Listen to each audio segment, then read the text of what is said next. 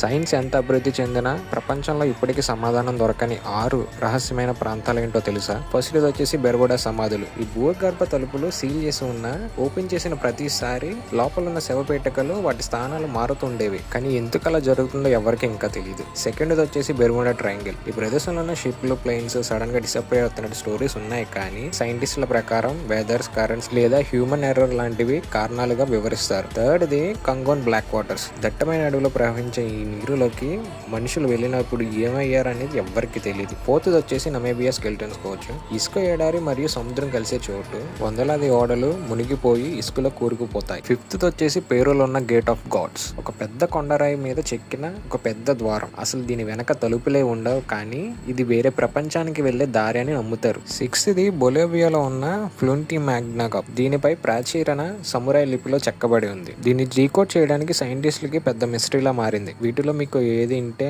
మిస్టరీగా అనిపించిందో కింద కామెంట్ చేయండి. సబ్స్క్రైబ్ చేయడం మాత్రం మర్చిపోకండి.